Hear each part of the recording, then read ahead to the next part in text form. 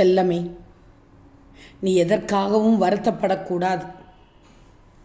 மாறாக உன் சாய் என்னை எந்த சூழ்நிலையிலும் தவற விடமாட்டார் என்பதில் தெளிவாக இருக்க வேண்டும். சாயின் பிள்ளைகளுக்கு ஒரு விஷயத்தை இந்த நேரத்தில் உடனடியாக சொல்லிவிட வேண்டும் என்று முடிவெடுத்துள்ளேன். அப்படி முடிவெடுத்துவிட்டால் எந்த நேரம் என்று கூட பார்க்காமல் உன்னை தேடி வந்து விடுவேன். அதை ஏதேனும் ஒரு சூழ்நிலையில் உனக்கு உணர்த்தியும் விடுவேன்.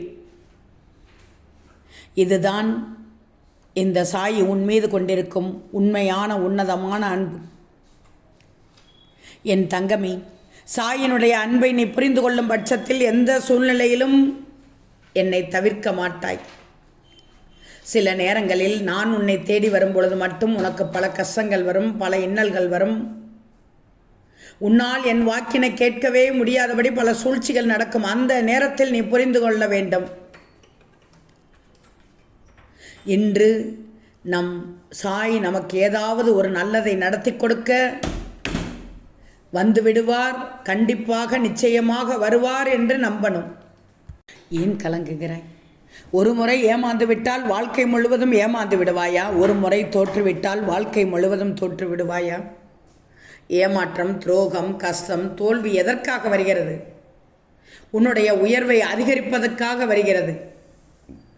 அதிகரிக்கக்கூடிய விஷயங்களால் உன் திறமையானது ஒரு விஷயம் உனக்கு உயர்வை கொடுக்கிறது என்றால், கஷ்டத்தை கொடுக்கிறது என்றால், கண்ணீரை கொடுக்கிறது என்றால், உன்னை பள்ளத்தில் விழச் செய்கிறது என்றால், உனக்கு சரியான அடி கொடுக்கிறது என்றால், நீ உயரத் தயாராகிவிட்டாய் என்பதற்குத்தான் பொருளாகுமே தவிர தோல்வி அடைவதற்காக அது வரவே இல்லை.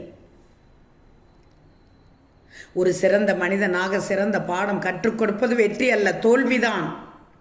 தோல்விதானே தங்கமே. இப்படி இருக்கக்கூடாது, இப்படி செய்யக்கூடாது, இப்படி இருந்தால் கீழே விழுந்து விடுவோம், தோல்வி பெற்று விடுவோம் என்று எடுத்து காண்பிக்கும்.